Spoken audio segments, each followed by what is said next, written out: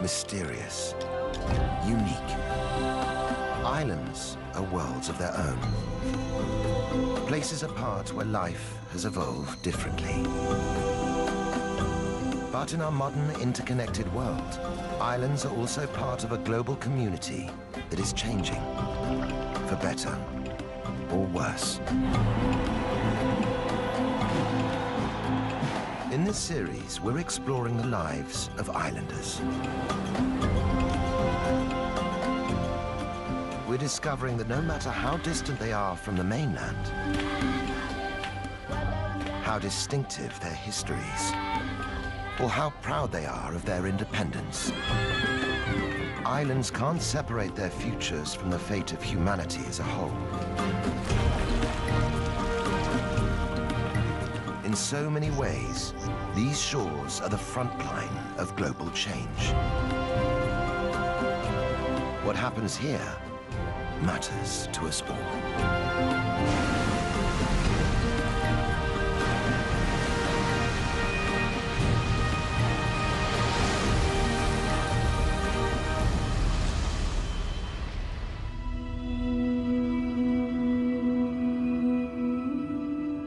Just south of the equator, off the East African coast, is the archipelago of Zanzibar. It's a group of coral atolls and small islands, dominated by two large ones, Unguja and Pemba.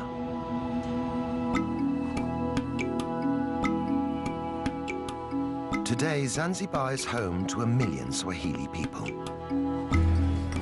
Islam is the dominant religion.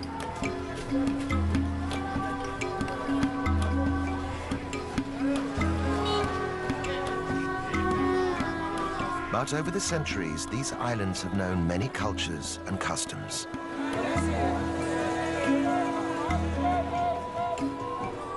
For 1,000 years, Zanzibar was a trading post. But the island's riches meant that many outsiders sought to control them.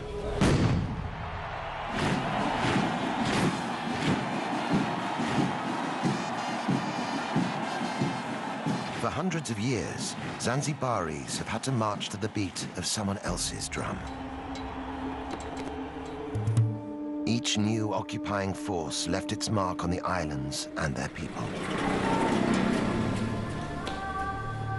By the 1960s, ethnic tensions erupted in violence and death.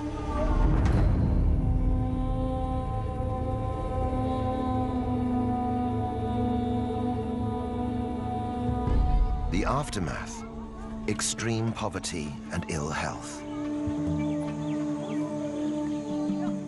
For some, a rise in tourism seems to promise a way back to wealth.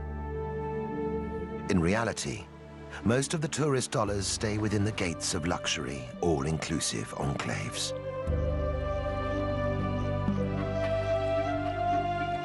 But across the archipelago, signs of change are appearing. From the wreckage of their past, people are building hope for the future. For women, it means living and working more freely without breaking the bonds of their society.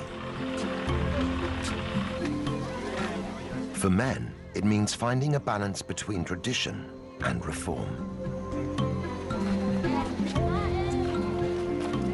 These are islanders looking to emerge from the shadows of their past. For the first time in centuries, they're in charge of their own destiny. After all their troubled history, could this be Zanzibar's moment?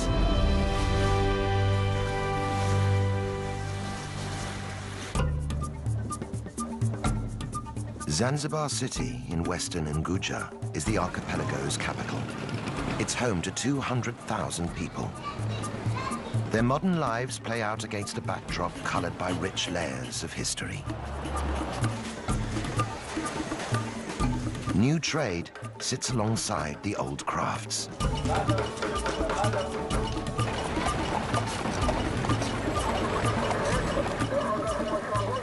stone town is the city's historical core.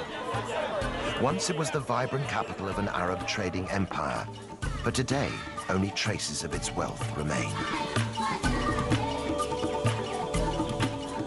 On the outskirts is Michinzani, the new town. Its sprawling settlements clearly mark the divide between ancient and modern.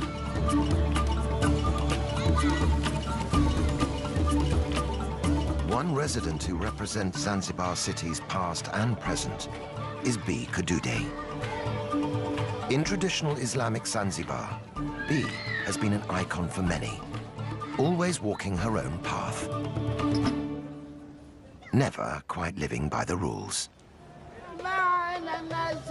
Now more than 100 years old, B is known across the archipelago as the grandmother of Zanzibar. She's famous for her traditional tarab singing.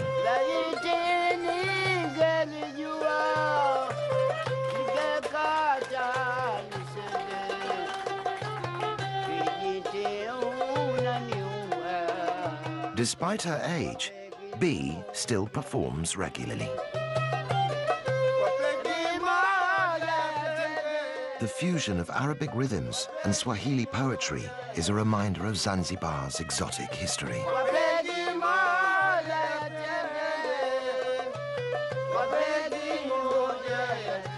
But today's bold performance is quite different from the way B started out. In those days, cultural sensitivities meant women could be heard, but not seen. In the past, or a long time ago, you would do this. You would cover your face.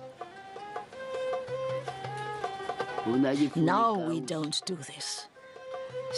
We want all the audience to see us and look at us.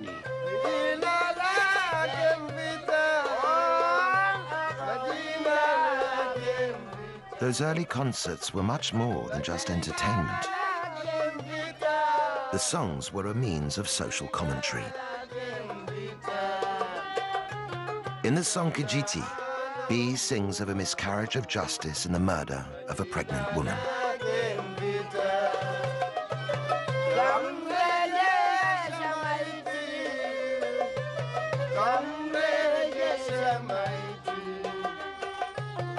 B was one of a group of women who used tarab songs to raise awareness of injustice and social issues.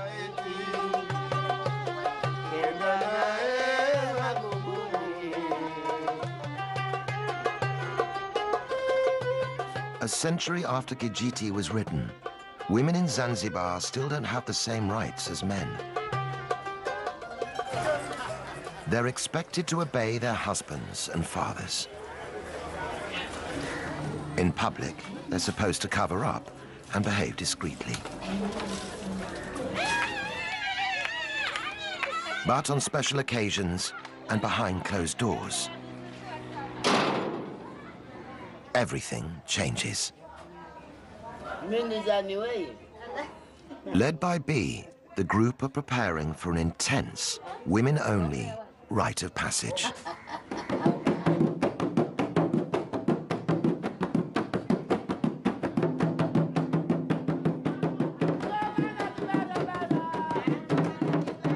This normally secretive ritual, known as Inyago, is rarely seen by the outside world. For the young girl at its center, this initiation into womanhood is a vital preparation for married life.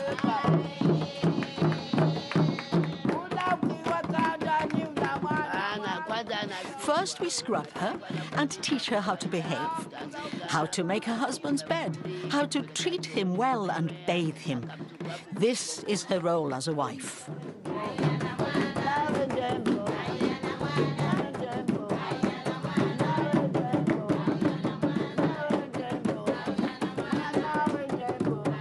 The women use the rhythm of B's drum to teach the bride how to pleasure her husband.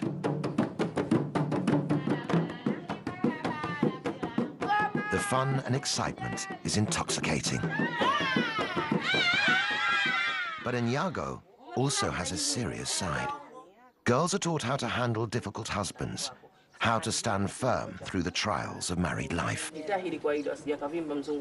As Zanzibaris step forward into their future, B is worried this old tradition will die with her. When I am gone from this world, it will go, if no one is around to continue it. But as long as the ritual remains relevant to modern women in Zanzibar, it seems sure to survive.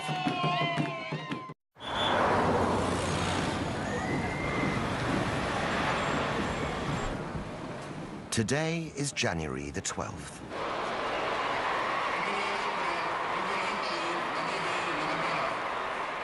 The president is on his way to celebrate a pivotal moment in the island's history. Half a century ago, African Zanzibaris seized power from the Arab-dominated government in a violent uprising.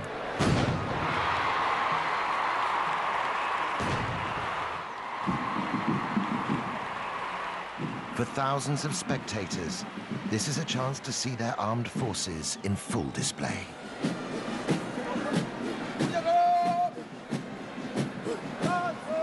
For the president, it's a political opportunity.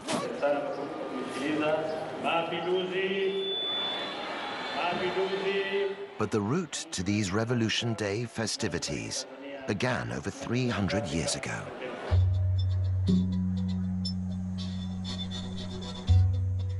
In 1698, after a long history of trade with the island, Oman conquered Zanzibar and declared it an Arab state.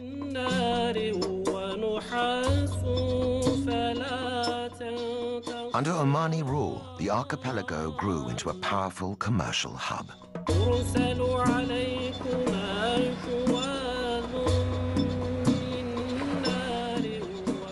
Zanzibar's thriving ports and bustling bazaars were at the center of a vast international trade network.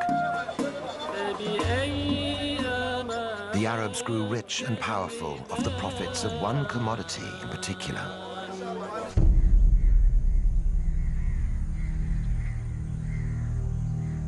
slaves.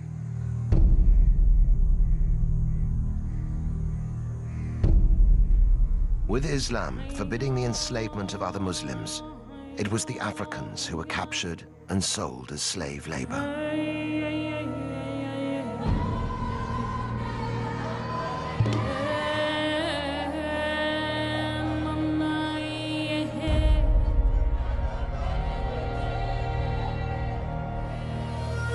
Kept for long days in hot, cramped holding cells, many died before ever reaching their destination.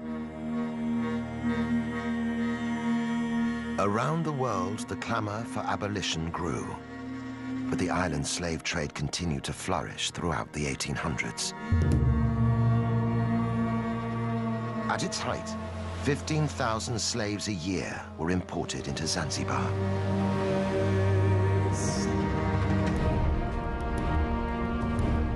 The Arab elite used African slaves to fuel an explosion in clove farming. Zanzibar became known around the world as the Spice Islands. Even after the trade was legally abolished in 1873, slavery continued on the islands for another generation. By the start of the 20th century, the archipelago was firmly divided along ethnic lines. Arabs remained the ruling elite. They possessed most of the land and wealth. By comparison, the Africans had little. Finally, racial tensions boiled over.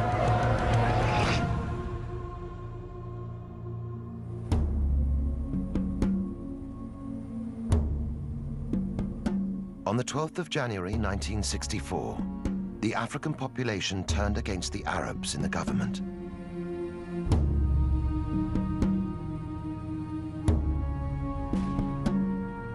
The revolutionaries went on the rampage. In a single day, 17,000 Arabs and other ethnic minorities were murdered. On the day of the revolution, by 6 o'clock, the Sultan and his family had already fled in their ships. So many were murdered, just out of anger and hatred. It was a genocide that went largely unreported around the world.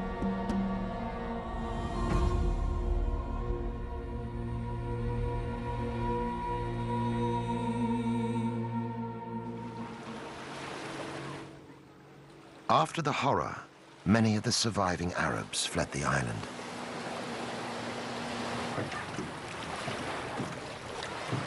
Those who stayed, like Abdallah Nasser Abdallah, had their property confiscated and lived in daily fear. Even today, talking about the revolution brings back difficult memories. My father was detained, and he wasn't the only one. They used to come and detain people and beat them for no reason. People fled because of this.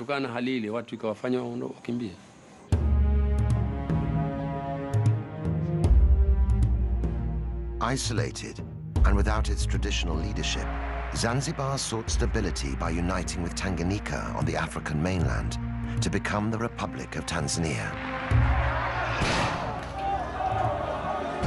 But the political quick fix didn't end the violence, which continued for nearly 50 years. Finally, in 2010, the two main parties agreed to put an end to the fighting. They formed a coalition government, and months later, the islands experienced their first peaceful elections. For many, the political change marks the start of a new chapter in Zanzibar's future. But on the archipelago's second-largest island of Pemba, the landscape itself is a reminder of how difficult it is simply to wipe the slate clean.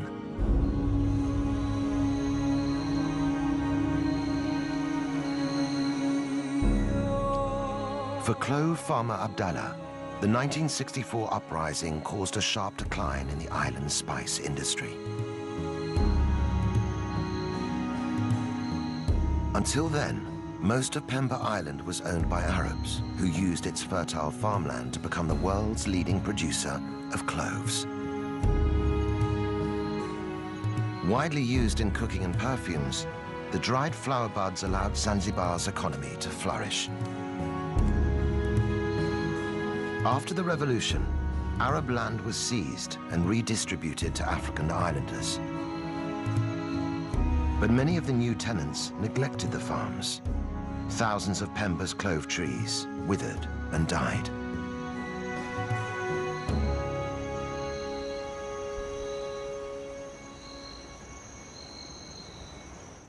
With new trees taking 8 years to produce cloves, the loss proved costly. In the months after the revolution, clove production in Zanzibar dropped by 95%.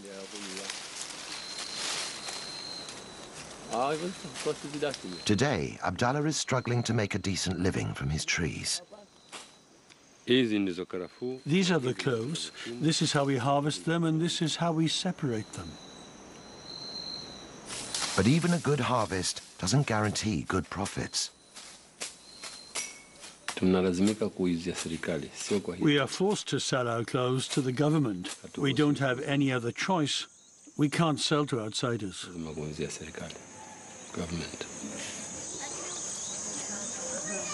Although yields are just a fraction of what they once were, 10,000 tons of cloves are still produced every year on Pemba.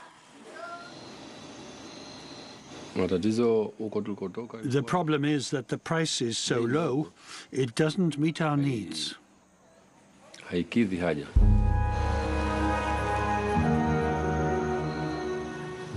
The Zanzibar State Trading Corporation pays the clove producers less than half the market rate.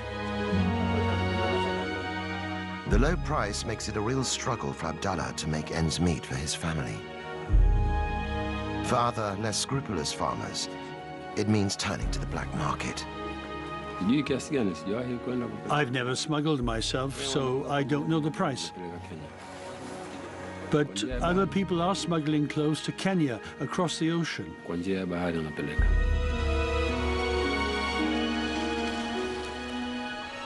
Farmers can get up to 3 times the price for their clothes in Kenya. But the cost of smuggling can be extremely high. Sometimes they get caught. They lose their clothes, their dhow, everything they own, and then they're sent to jail.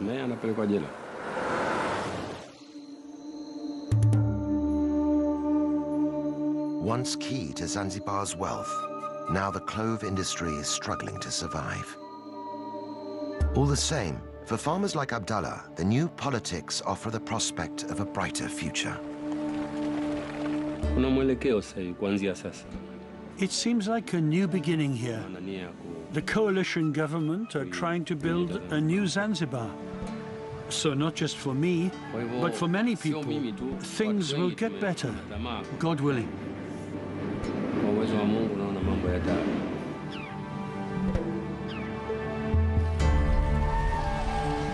Right across the archipelago, there are islanders desperately hoping for change. Half the population live below the poverty line, scraping a living from the land or the sea. Average income is less than $1 per day, and the cycle of poverty is hard to break. But there is one part of Zanzibar's economy that is booming: tourism. Beach holidays and historical city tours bring visitors here every year.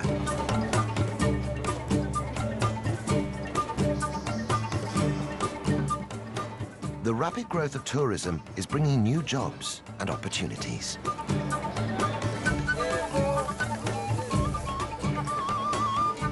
At Forodani Night Market in central Stone Town, stall holders are getting ready to vie for business. As the sun goes down, the air is filled with the tempting aromas of skewered fish and fresh kebabs. Tourists and locals mingle to enjoy the taste of Zanzibar. Despite its benefits, tourism is not the answer to island-wide poverty. Many visitors are package holidaymakers who never leave the beachfront.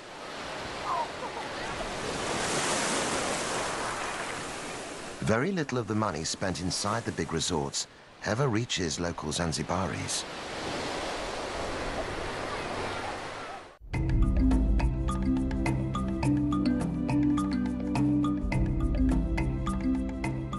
But inland, away from the all-inclusive hotels, there is one man who's trying to draw some of those tourist dollars into the local economy. Mustafa Makame is from Jendele village in southern Unguja. He runs tours that give visitors a rare insight into the real Zanzibar, showing how life in his village has developed in harmony with the local environment. Hidden in the dense undergrowth of the Ufufuma forest are a series of caves used for sacred rituals.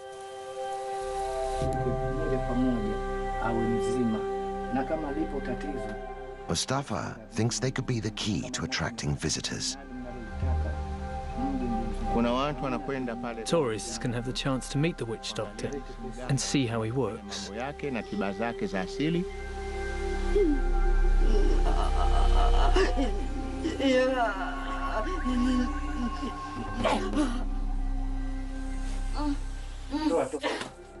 Generations of distressed Jendele villagers have come here seeking help. This cave is used for people to be healed by a witch doctor. They come here when they're sick to ask for help from their ancestral spirits. Left behind at many of the caves are small adornments and gifts, offerings to appease the demanding Shaitani.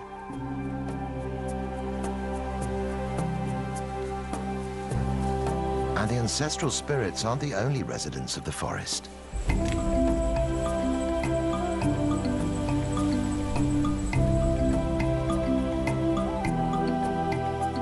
Visitors to Ufufuma can also see one of Africa's rarest inhabitants. Kirk's red colobus monkeys are an endangered species, only to be found here in Zanzibar. The monkeys share the treetops with African golden weaver birds.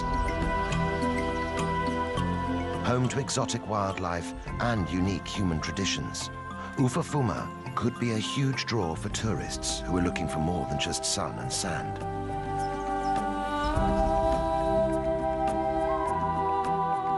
Already, Mustafa's scheme is generating vital income and bringing real improvements to life in his village.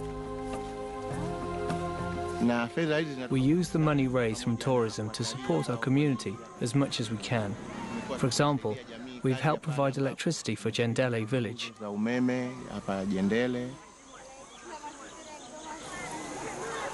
Money has also been used to supply the village school with books and pencils. These free provisions can make all the difference as local families weigh up the benefits of education for their children. But even though the income they bring is valuable, visitor numbers to the forest are still disappointingly small. The truth is that right now, we're only getting maybe 20 to 25 tourists in a whole year. We just don't have the ability to advertise outside of Zanzibar.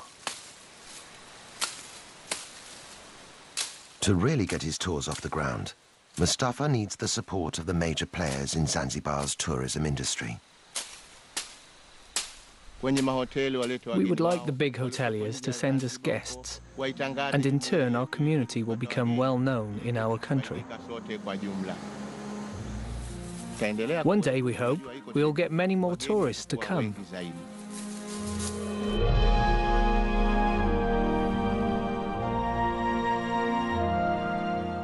But there are parts of the archipelago where outsiders are not welcome.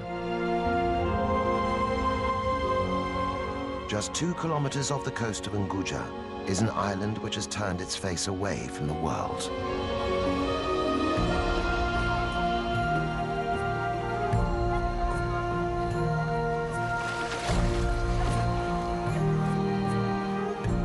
Once, Tumbatu ruled the whole of Zanzibar as its capital. Now, islanders here choose to keep themselves apart. Known as the Watumbatu people, residents claim to be direct descendants of the Persian kings who arrived in Zanzibar in the 10th century. Today, they are proudly independent people, notorious for discouraging visitors.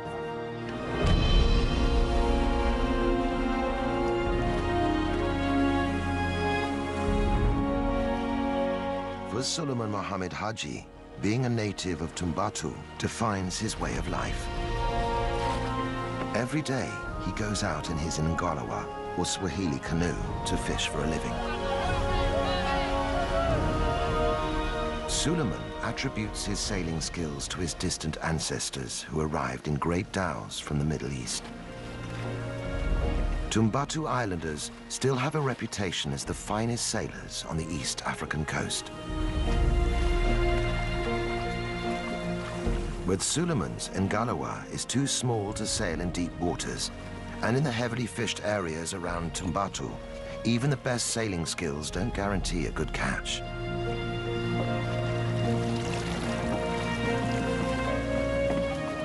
Sometimes Suleiman goes home empty-handed. It's the sea that keeps my life going. If I don't catch anything, I have no other means. I don't have any other way to make a living. With a large family to support, Suleiman is under daily pressure to provide.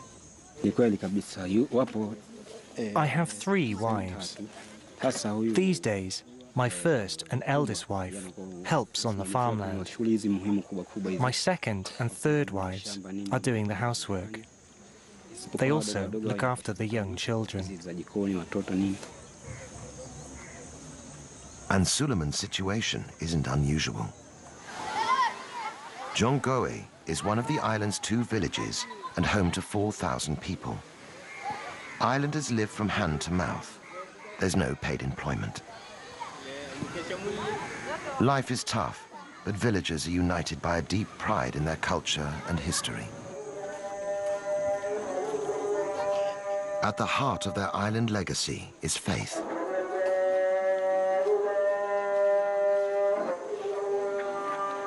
Brought to Zanzibar by the first Arab settlers, Islam is central to life here.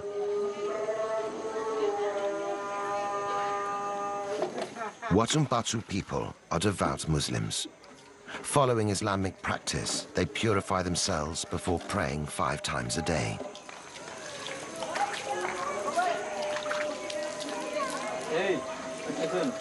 Gender roles are strict, and even prayer is segregated.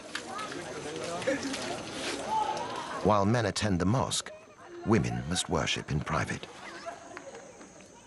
Village chief Mwadini Makami is determined to keep out the modern influences he sees damaging other parts of the country. Across Zanzibar today, whenever you hear of misconduct or misbehaving, there's never a person from Tumbatu involved.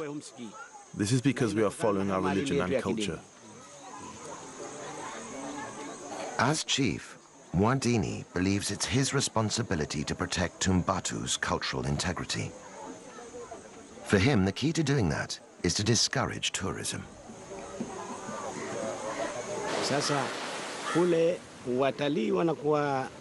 The tourists go swimming in the sea, and then they lie on the beach with just their swimming costumes on.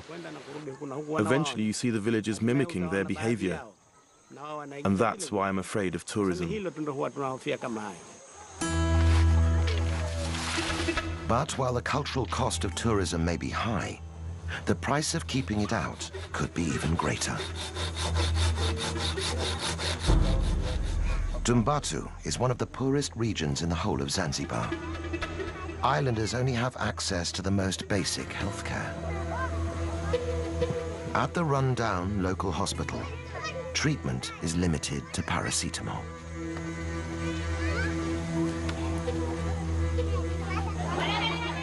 The isolation of Tumbatu is both its strength and its weakness. Soon, islanders will have to decide if the cost of maintaining it is simply too high.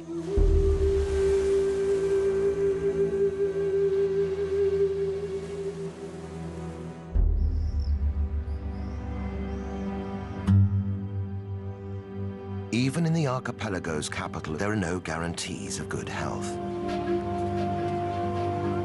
Here, the barriers are physical as well as cultural. 1/3 of Zanzibaris have no direct access to clean running water. Some can collect supplies from community standpipes, but getting it home can be a challenge.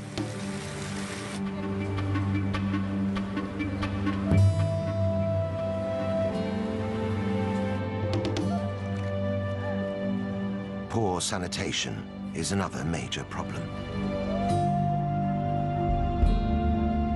Waste removal is difficult, with less than 20% of Zanzibar connected to the sewage system. Without basic services, infectious diseases like cholera are a constant threat. The result? Life expectancy in Zanzibar is one of the lowest in the world. Just 48 years. Children are particularly vulnerable. 1 child in 6 will die before they reach their 7th birthday.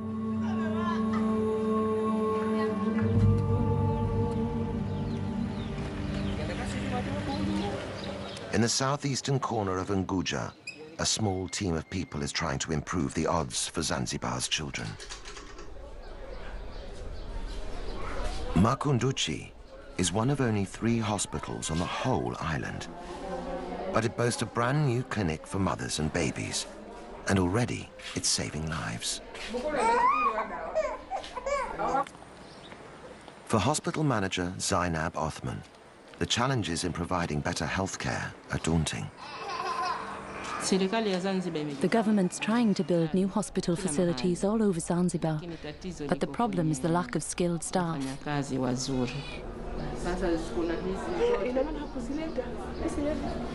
With extra funding from the British-based charity, the Makunduchi Project, hospital facilities here have been recently improved. But Zainab still only has 34 beds and 2 junior doctors to treat a population of 60,000 people. Even with such limited resources, the team are working miracles. After the birth, this woman had a postpartum hemorrhage, which meant she had to have a blood transfusion. It helped save her life. It would have been another story without it.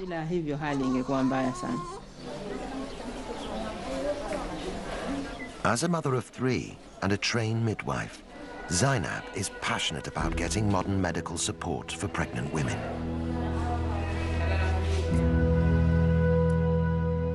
But convincing local women to use the hospital facilities isn't straightforward.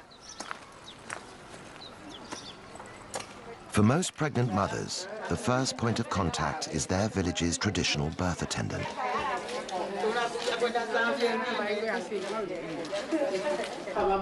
These women are experienced at assisting labor, but they're not formally trained like a midwife.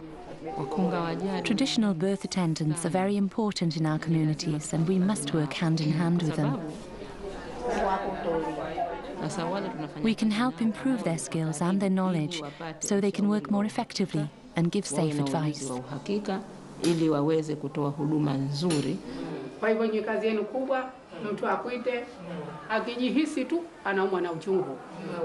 Getting these birth attendants on board is helping to persuade more mothers to have their babies in hospital.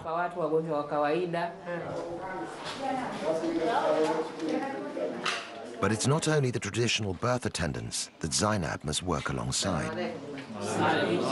To win over the whole community, she must also get on board the Shehas, the village leaders. As a woman working in a man's world, the task isn't easy. In Zanzibar, a woman's place has traditionally been in the home. Few ever reach senior positions in the workplace. This can make my work pretty difficult sometimes. People ask, why is a woman in a management position? It's just another challenge that I've had to try to overcome. Zainab is a pioneer for women in Zanzibar. Her hard work and persistence has won respect and is helping to challenge the old stereotypes.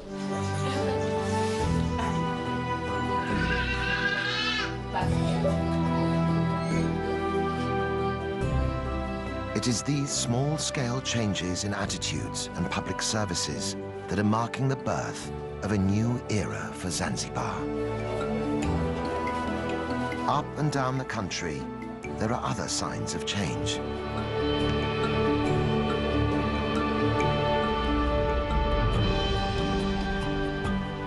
Just a generation ago, a female football team would have been unthinkable. Now, the Women's Fighters Football Club have won the right to play on their own terms. When they tackle men's teams, there's a feeling that there's more than just the game at stake. They are part of a new generation, fighting for a better deal for women in Zanzibar. And the revolution isn't limited to sport.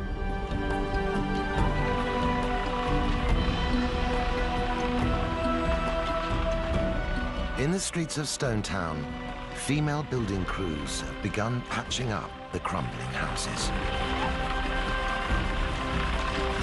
In giving the old capital a facelift, they're also building a new image for themselves.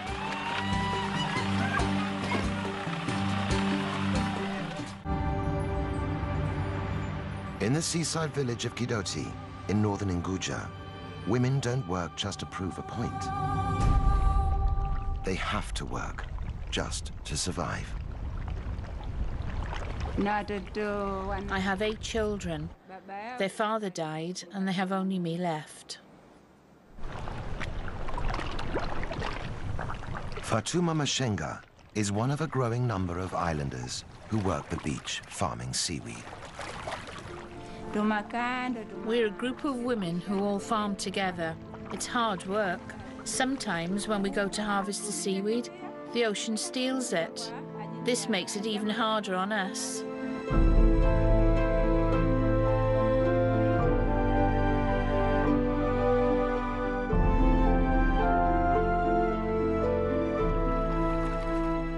Known locally as moani, the seaweed is valued for its gel. It's used in cosmetics, medicines, and even ice cream. But it's not just a question of picking what's there. The crop has to be trained and cultivated. I go all along the rope, tying the seaweed on until I've reached the end. When that's done, I wait for the tide to come in before I go home. It takes 3 months before the newly planted seaweed is ready to harvest. Working every day, women can gather 700 kilograms of fresh seaweed a year. But harvesting is just the beginning. Fresh seaweed must be dried out on hot rock beds before it can be processed or sold on. In the fierce sun, it's back-breaking work. But for the women who farm it, seaweed has become a lifeline.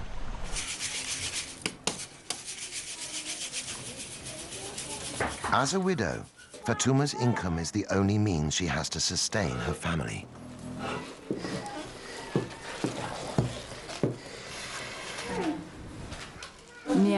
I get less than half a US dollar per day, but if I don't work, I get nothing. The money I get is helping me so much. It helps my children go to school and to buy school books. For Fatuma, education is the way to build her family a better future. It's a sign of the changing times in Zanzibar that Fatuma sends her sons to school, and her daughters too. I didn't get an education, but I really, really want my children to attend school. I send them there and make sure they go, so that they don't end up with the same problems I have.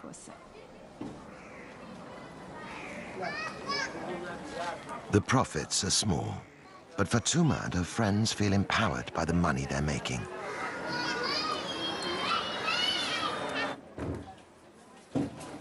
They formed their own small cooperative, branching out into making oils and soaps, high-priced goods which can generate a real living wage.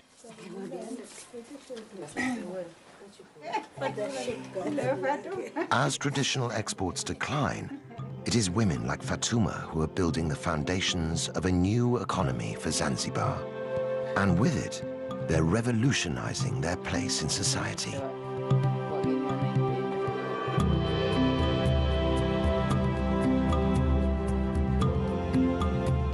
Across the archipelago, individual endeavors are combining to transform the life of the nation. They're pushing Zanzibar into a new phase of development, socially and politically. Life here has always been vibrant and colorful. The rituals and traditions of island life have lost none of their power.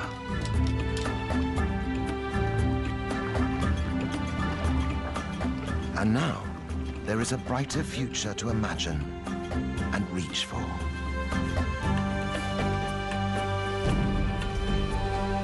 The world is watching as the Spice Islanders begin to chart a new course for themselves. After all the storms they've lived through, Zanzibaris can feel fresh wind in their sails.